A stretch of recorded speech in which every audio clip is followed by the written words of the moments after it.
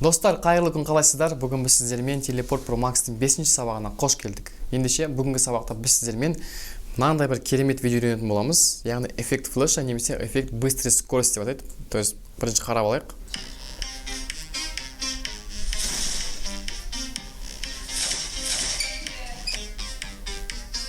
Мынау тұрған ең соңында тұрған переходты сіздер уже білесіздер. Мен айтпай қояйын, потому что бірінші сабақта осы сіздерге именно осы переходты уже үйренгенбіз, телефоннан қалай шығару керек екенін. Енді мен сіздерге осының ішіне уже мынау тұрған скоростьті қалай қосу керек, соны толыққанды үйрететін боламын. Оған бізге ең алдымен не керек болады? Определенный футаждар керек болады. Яғни футаж дегеніміз ол кез келген видеодағы біздің задний фонда тұратын какой-то бір футаждар. Яғни бұл эффект флеша болуы мүмкін, быстрый скорость болуы мүмкін, фон болуы мүмкін, барлығы болуы мүмкін. Менде арнайы тауып қойған футаждарым бар. Оны футаж табу үшін просто YouTube-қа сіздер пич жазсаңыздар болады. Там прям ағылшын тілін жазсаңыздар көп шығатын болады. Футаж там флеш ран десеңіздер, уже сіздерге именно темный фонда көптеген жаңағы флештің скорості менде молнияның зыз деген молнияның дауыстары нелері шығатын болады. Әртүрлі қазір интернет өшіріп қойсылайын жерде. Міне қалай істеу туралы шығатын болады осы жерде. Именно бізге мынандай молниялар керек болады. Енді зеленый фонда алынған молния бізге онша болмайды, сол үшін бізге көбінесе молниямыз темный фонда болса, видеолипта немесе жаңа CapCut'та смещение арқылы біз оны шығарып ала аламыз. Так, давайте кликмен. Менде уже заранее дайындап қойған уже менде футаждарым бар.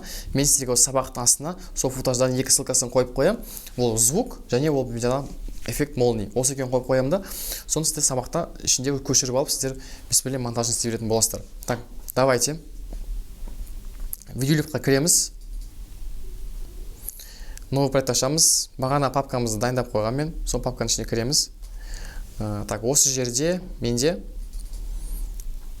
видеоның бәрін түсіріп қойғам алдында. Так, мына бірінші менде футаж, екіншісі менде звук, үшіншісі менде өзім жүретін түсірілген кадр, төртіншісі менде музыка. Бәрін таңдап алдық. Енді мынаның ішінде, мына жерде кәдімгі бұл After Effects'пен көрсетіп қалай істеу керек екенше, бүйтіп көрдіңіздер ме? Тыңдап көрейік, 1-2 секунд. Енді осында сіздерде актерлік қабілеттеріңіз бар болатын болса, без проблем бүйтіп ойнап, киімін киіп алып түссеңіздер болады. Вообще тема болады. Так, бізге бұның ішінде именно осы жер бізге керек, яғни ана молниялардың бүйтіп жүріп жатқан моменттер керек болады. Қалған жерін бәрін біз қиып тастаймыз. Примерно бұл 5 секунд па, сондай ғана расстояние. Так, міне бас жағын сөйлеп жатыр, керек емес бұл жер. Бізге именно молния керек. Так, аламыз, сөйлеп жатыр, хоп, міне осы жерден міне. Неде біріншісі басталды, осы жерден қиямыз. Яғни міне былай келді. То есть бізге любой направлениеде жүгіруге бар да, уже мысалы мынау жүгіру, там былаяқтан келіп тоқтап қоятын болса, мынау мынаяқтан тоқтап қояды. Мынау былай қиғаш по диагонали жүреді. Мынау уже тура алдынан былай өтеді, мысалы ше, мынау былай өтеді. Мынау тұрған скорость, міне қараңыз, ең соңғы тұрған. Міне. Егер сіздің камераңыз бүйтіп тұрады и жаңағы адам былай жүгіретін болса да, сіздің камераңыздан обратно ағарай қарама-қарсы жүгіретін болса, осы кезде осы футаж қолданасыздар. Так. Мынау беғарай алдынан жақындаған уақытта. Все, нерден қиып тастаймыз. Міне, бізде 4 секундтық бізде футажымыз бар. Все, бұны пока ең соңына қойып қоямыз. Музыкамызды дайындап қойғам тоже. Аламыз, аддейт басамыз да. Алып тастаймыз. Все, бізде музыкамыз бар. Все, музыкамыздың бас жағын аламыз. Бас жағында қандай кадр? Так, бұл жай керек емес. Все. Музыкамыз дайын. Енді бізге материалымыз дайындаймыз. Міне бізде қараңыз, формат сәйкес келмей қалды менде. Формат сәйкес келу үшін не істейміз? Хостқа кіреміз, форматқа басамыз, 9-16 таңдаймыз. Так, мына жерде мен бас жағында дұрыс жүгірмеген кездерім болды. Енді давайте бұны түсірілімін істейміз, түсірілімді қалай түсіреміз? Біздің видеомыз желательно штативте тұру керек. То есть на видеоны менде полностью тіреп қойғам штативке. Штатив жоқ болса, любой жерге тіреп қойсақ болады. И мен жүгірген уақытта қараңыздар, мынаяқтан шығам. Қазір көрсетемін сіздерге. Біз ең соңғы кадрдан алғанбыз осы жерде, осы моменттерін. Мына керек емес жерден қиып тастайын. Бұны қалай түсіреміз? Еш қиындығы жоқ. Міне шығам. Мына кісілер по команде қатып қалады. Мен жүгіремін, қатып тұра береді. Тоқтап қалам, қатып тұрады. Так, и біткен кезде, как будто мен тоқтап скорость берген кезде оларда бір имитация, яғни бір актерлық бір нәрсе көрсетсе, сондай бір қабілеттерін көрсетсе, ойнап кішкене камера алымда вообще күшті болады. Так, все, мына жерде міне келді. Оп, мына осы жерден бітіреміз, болды. Болды, бізде міне 16 секундтық қазір видеомыз бар. Енді істейміз. Мен мына жерде скорост қосу керек маған. Скорост қосу үшін мына жерде мен қараймын, басында қалай шығамын. Басына асықпай келеді. Именно осы жүгірген моментте, қараңыздар, мына ашып қойын қазір. Жүгірген моментте мен қиям видеомды. Мен осы жерден бастап қиям. Бір круг жүгіріп келеді. Тағы да бір круг жүгіреді. Тоқтап қалам осы жерге мен. Мынаны не істеймін? 4 секундтық видеоны мен максимально, так, дауысын алып тастаймыз. Максимально скорості көбейтеміз. До конца барам, короче. Тақап қой. Фук келеді мені. Тоқтаймын. Ниет тұрамда фук қайттан кетемін. Осы моментте қайттан қиямыз кадрымызды. Фук кетеміз да, осы жерге дейін қайттан қиямыз мұны. Енді қызық енді бастады бұл жерде. Бәрі өйстіп қиып қоя салады да, ойды мен қазір скоростын көбейтсем болды. Менің видеом все скорость флешада ойды. Негізінде ол дұрыстар олай емес. Ол қателесесіздер. Оның ішінде определенный өзінің бір нюанстар, фишкалары бар да, қалай бізге скорость флешаны дұрыс істеу керектігін. Енді мынаны ашамыз. Мына скорость тұрған кадрымызды аламыз да. Мынаның ішінде мен примерно бір 2-3 кадрларын қиып тастаймын. То есть нерден бірінші пайда болады, фук тағады, нерден осылай жүреді.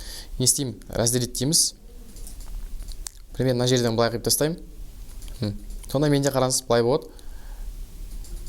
Тік. Резкіне қиып қалып көрдіңіздер ме? Резкіне қиып қалады. Тоже кішкене өстіп келеді да. Мына кадрын қиямыз мына жерден. Примерно мен мына жерге дейін қиямын. Сонда менде міне. Біз осылай ғана эффект бере аламыз. Фук былай бере аламыз да эффектінше. Тоже кішкене тұрады. Тоже осылайдан қиямыз. Тағы да былай қиып тастаймын. Сонда менде мынандай кадр пайда болады. Көреміз. Көрдіңіздер ме? Фук. Қайтан фук етаған. И мына жердің тоже біз дауысын алып тастаймыз. Бізге бұл дауыс керек емес. Мына жерге тоже маған размытие керек болады. Ол үшін не істеймін? Тура ортасынан бір кадр қиып аламын, болды сонымен менің уже видеом. Аяғын көскен жерін алып қоямыз. Все. Көреміз? Кетіп қалады. Түсінікті ма? Так, мына задний фондағы дауыстың бәрі, лишний дауыстың бәрін алып тастаймыз. Потому что бұл жерде бізде қазір музыка болады. Так, все, кеттік. Лишний дауыстар бізге керек емес. Енді бізге не істейміз? Видеомызды дайындап қойдық, қиып алдық барлығын. Екі жерде, қайтып келем ғой жерде мен, міне. Именно қайтан кадра кірген уақытында міне осы жерден аламыз да қиямыз. Так, былай келді, міне фук. Все. Осы жерге дейін қиямыз. Мынаны тоже скоростын істеймін, максимально көбейтіп жіберемін. И мынаның арасына тоже бір кадрды мен қиып аламын.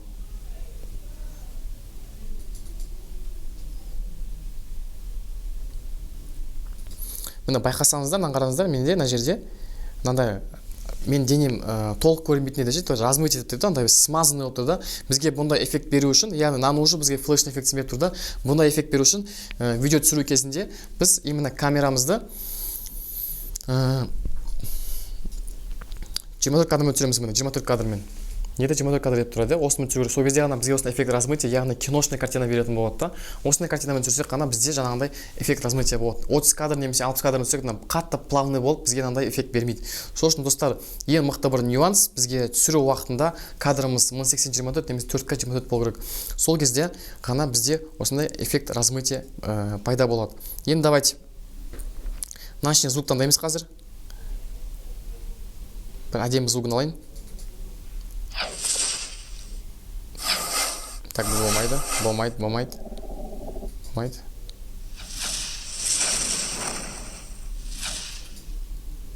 Так.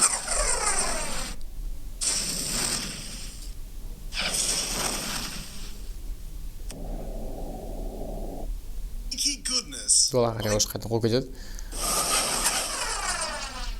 Болмайсыз. Опа, осы жер болатын сияқты. Да, көрейік кішкене.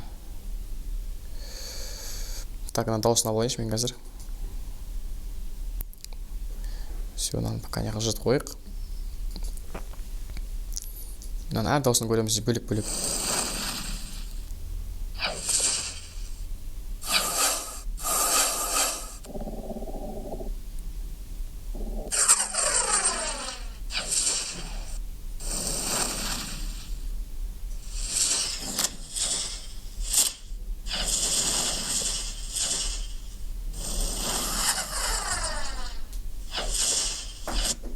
осы жерін аман сияқты көрейікші, просто осы жерін алып, так, қиып аламыз.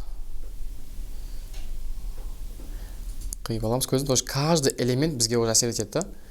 Мына уже біз звукта дейін алып алдық. Енді давайте мына қалып барамыз видеомызға. Мына жерге алып келеміз. Даже мынаны өзгөздік уже көп бізге. Сол үшін қайтеміз. Бір көрейік. О, нормально. Әдемі келді. Мынаны дубль істеп аламыз да, мына жерге алып келеміз.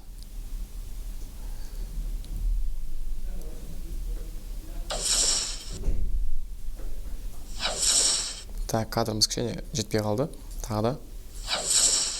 О, тема я, қараңыз. Тур осыны қайта аламыз да. Мына жаққа тағы дубль аламыз. Қайтып келгенде кадрды аламыз да уже. Так, неде менде аяқ киімім тормоз бар болады. Қиық деген дауыс шығады еді. Сол дауысты қойып қоямыз. Дауысын аламыз. Так. Все, көрдіңіздер ме? Қиық деген дауыс шығады. Ол үшін яқтан қайтадан разделиттейміз, наны мен безуға қойсылам. Бағана сөйлеге дәресілік қамау үшін да. Так, все. Давайте басынан бастап бір көріп шығайық. И потом уже біз үстіне бағана молнияны қосамыз.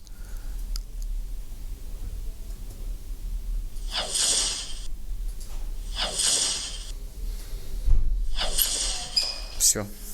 Керемет. Енді не істейміз? Молниямызды қоямыз. Так, бізге қараңыздар, ең басында қандай молния керек? Мына жерден келгеніңіз, бізге сол жақтан оң жаққа қарай керек молния керек. Оны қайтып таңдаймыз, мынаны іздейміз енді. Ашып қоямыз да, қайсысын таңдаймыз. Мынау керек сияқты. Осы жерден бір алып аламыз. Үстіне. Подождимен бірін бидейікші, бәрін алайық та, үстіне слоймен қойық. Миксерге басамыз. Керек жерге алып келеміз байнан.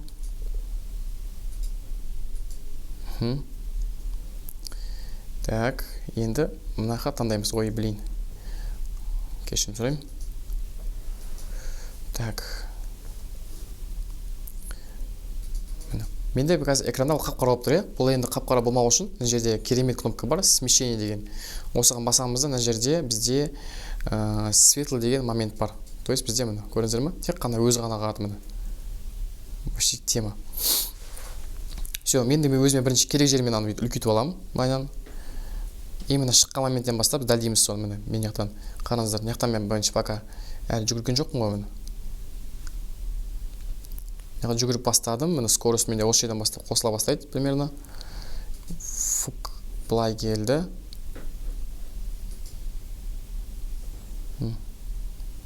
Былай келді. Неден бітті? Бұны бітіреміз қазір осы жерден. Так, на мега дубль істеп алайыншы неқа.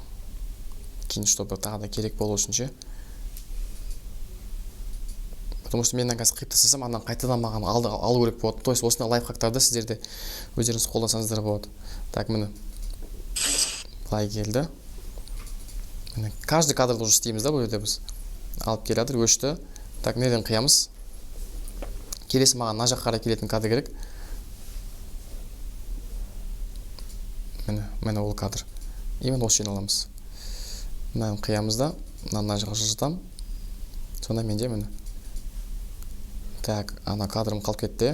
Сол үшін тағы да қиямыз да, тағы алып келеміз. Міне. Так, все, артынан исследование болды. Уже былай кетіп қалады. Так, мынаны уже былай қарай кішкене жылжытамыз. Менімен бірдей жүру керек та бұл ше. Міне. Шықты. Все, мына жерде өшіреміз. Осы жерде именно өшіреміз. Мына жерден. Так, өшірдім. И бағанағы тұрған кадрымда мен қайтын алып келемін мына жерде мен. Менде уже бе қарай келу керек та міне. Қараңыз, бе қарай келіп тоқтап қалу керек. Дәнш мен тоқтап қалатынды және іздейміз қазір.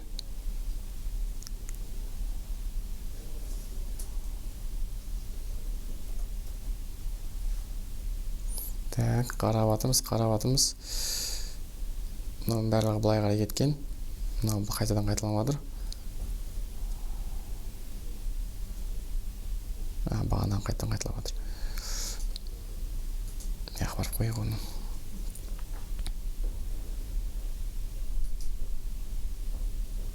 Жоқ, кесінше наоборот. Мына жаққа барып қоямыз. Біз запаста тұрған, мынаны қайтадан орнына қоямыз. Міне. енді өзіме керек футажды тауып аламын, то есть направление табу керек бізге молнияны именно. Так, мынау бізге керек емес, уже болмайды, бұл онша емес. Қатты жарық слишком. Мен ойлап тұрмын, мынаны алған кадрда отыр, осы жерден қайтадан қайталай салу керек, міне екінші келген кезде. Осыны қайтадан дубль қыламыз. Дубль қылдым, міне қайтадан алып келдім. Так, мына жерге. Сонда бізде міне былай келді, қайтадан пайда болады. Фук. Тоқтап қалам. Так, мына жерге кішкене байып кейін. Тоқтап тұрасыз. Одан кейін барын келдік, қарасыз, бастан бір көріп жүрейік. О, күшті келді. Енді мен мына жерден былай кетіп қалатын момент бар, оны тұр осы жерге осыны аламыз, міне қараңыз. Мынау күшті екен. Так. Мерден қиямыз. Мынаны былай жылжытамыз. Яғни біз оны жерге алып келеміз. Міне мен мына жерден бастап жүгіре бастадым, міне. Мен жүгіре бастадым. Фук. Так, үлгермей қалды кадр. Қайтадан битеміз, фук кетіп қалады. Все. Мынандай кадрымызды қиып жібереміз. Дальше мен какой-то бір уақыттан кейін жерге қайтадан келем алдына. Тура осыны жаңағы набор талсауға болады. Мынаны басамыз да. Дубльға басамыз. Мынаны алып келем. Міне. Мына кадр бізге пока керек емес. Мынаны енді тура маған обратно істеу үшін істеймін. Мен мынаны аламын да. Неде? Трансформ деген кнопка бар, осыны керемет. Мынаған басамыз да, зеркалетте жібереміз. Сол кезде бізде видеомыз зеркалет емес, отразить қыламыз. Қазір бірінші мен бұны обратить қылайын бірінші. Обратить деген яғни видеомыз керісінше айналдырады. Обратить басамыз. Сонда бізде міне пламенмен бірге қайтадан фук молния келеді. Все, бітіреміз. Давайте басынан бастап бір көріп шығайық, қалай шыққанын. Әлі бұл жерде музыка жоқ. Тек қана звуктар.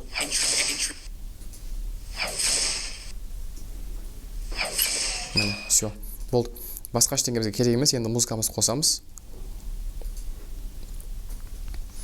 Дальше музыкамызды әкеп қоямыз басына. Мына музыканы кім біледі? Бұл музыка бізде Marvel комиксында Люди Икс деген кино бар. Сол жерде как раз скоростьпен жүгіретін бір персонаж бар, соның музыкасын арналған. Енді бізге қатты музыка керек емес, потому что анау звуктарымыз естілмей қалады. Сол үшін оригинальный болу үшін өтеміз. Так, подожди, мынау қай звук? Мен музыкам қайда кетті? Бұл бағанағы мен музыкам. Так, бұл емес. Біздің музыкамыз қайда? Музыкамыз не қайда қапты? Так, музыкамыз алып аламыз. Все. Енді тыңдап көрейік.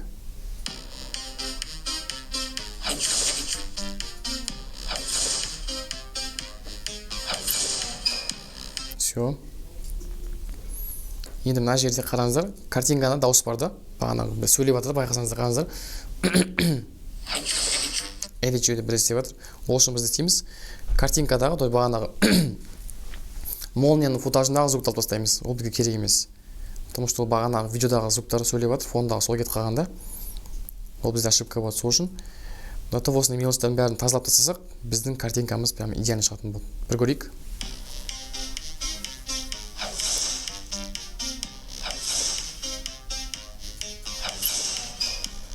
Болды. Енді істейміз. Онда скорость болған уақытта кинодағыда біздің камерамыз кішкене дірілу керек. Енді камераға онда діріл беру үшін бізде мынандай керемет бір функция бар. Ол тек қана iPhone-да ғана бар, және Vlog'та бар. Басқа енді CapCut-тан таба алмадым. То есть Android-қа енді ренжімеңіздер. Android-та ондай дірілдейтін нәрсе таба алмадым. Но бірақ эффект ретінде RGB деп аталады. RGB, RGB деп жазылады. Соны таңдасаңыздар болады. Мына жерде қараңыздар, енді помехаға кіреміз. RGB-ға кіреміз. Менде мынандай пайда болады, мына көрдіңіздер ме? RGB свет пайда болады да. Именно осы жерлерге мен қазір камерамды дірілдетемін. Кірген уақытында міне.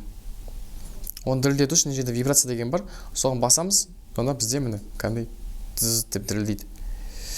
Так, мына полностью мен осы скорость болған жердің бәріне қойып қоямын. Яғни мен бүйтіп дірілдеп тұрады да өткен сайын. Бір көрейік.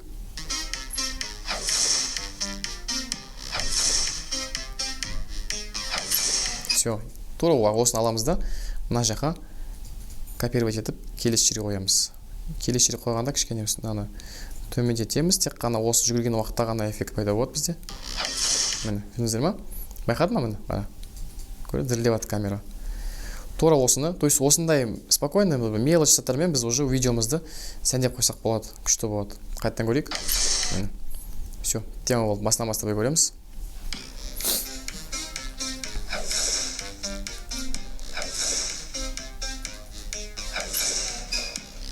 Болды. Все, бізде мына 10 секундық видеомыз дайын. Енді не істейміз? Мына жерге сіздер флештің музыкасын қоссаңыз болады, оригинал DC Comics'тағы без разницы любой музыка бола береді. Мен осы музыканы таңдадым. Өзіме ұнағаннан кейін. Так. Болды. Енді рендер қыламыз. 1080-де 24-пен сақтаймыз. Киношный эффект болу үшін. Все, сақталды. Все, енді тағы да бір момент бар. Жыбырлаған сайын біздің камерамыз алдыға, артқа кинодағыдай болып жыбырлау керек. Ол үшін істейміз, жаңағы рендер болған файлымызды қайтын аламыз да, добавить етеміз. И именно мына жүгірген уақытында мына жерде бұл емес. Қайда кетті жаңа рендер болған. Так, недавнойға кірейік. Біз істеген видео. Міне 11 секундтық файлымыз. И осы жерде менің камерам жай алдыға жылжу керек. Оны бағана мен сізге көрсеттім. Яғни ключке басамызда, и мына жерге келгенде, міне скорость болғанға жүгіргенге дейін моментте мен камерамды ақырын жылжытам алдыға қарай. Былай. Енді қараңыздар, бізде қандай эффект пайда болады. Жай алдыға жылжып жатыр.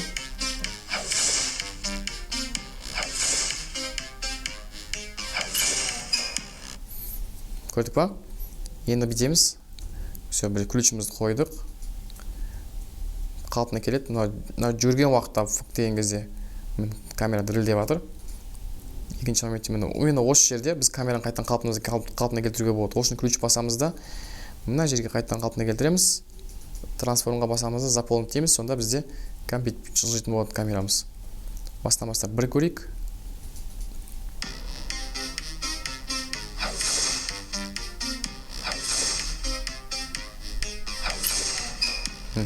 Все, тема болды. Болды. Енді рендер қыламыз. Рендер деген экспорт. Сақтаймыз. Так. Все, видеомыз дайын. Енді бізге видеомызды бояу керек. Бояу үшін приколға кіреміз программаға. Тоже бағанағыдай киношный эффектпен бояп қойсақ болады. Күшті шығады сол кезде. Плюс батырмасын басамыз. Ең соңғы видеоны таңдаймыз. Эффектіға кіреміз. Так. Кішкене дауысын жай қойайын. Фильмға кіреміз да, уже бұл жерде тоже синеманы таңдаймыз. Бізде мынандай эффект пайда болады. Все, сақтаймыз. Сақталып жатыр қазір.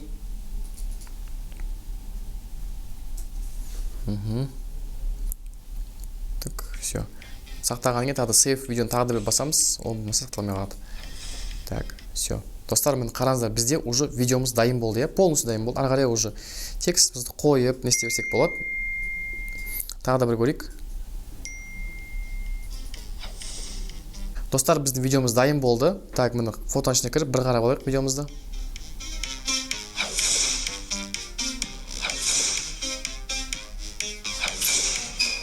Все. И ары қарай уже бұның ішіне телефонды қайтып алып шығу керектігін, мына видеодағыдай, міне бұрынғы видеодағыдай. Мынадағыдай. Міне, мынаны уже все. Тура осы жерде сіздер телефон алып шығуды, уже сіздер телепорт бос сабақтың, осы курстың екінші сабағын үйренгенсіздер телефоннан қалай шығу керек екенін. Енді сіздерге үй жұмысы осы эффект флешті пайдаланып, және екінші сабақта болған заданияны қолдану арқылы екеуін қосып бір видео істеу күшті қылып. Жақсы ма? Осындай ғымын. Жақсы ма? Енді үй жұмысы, егерде сіздер сесеңіздер, чатқа жіберсеңіздер болады. Кімде-кім үй жұмысын істелмейді, оларға ескерту болады. Ал егерде екі рет үй жұмысы істемесе, автомат түрде біз чаттан шығарамыз және сабақтар ашылмайтын болады. Ендеше барлықтарыңыз мен берген үй жұмысын істеулеріңіз міндетті. Жақсы ма? Ендеше келесі сабақта жолыққанша, келесі сабақта біз сіздермен таймлапстың жаңа бір түрін үйрететін боламыз. Енді мықты бір эффект болды. Соны сізге үйретем. Келесі сабақта жолыққанша сау болыңыздар.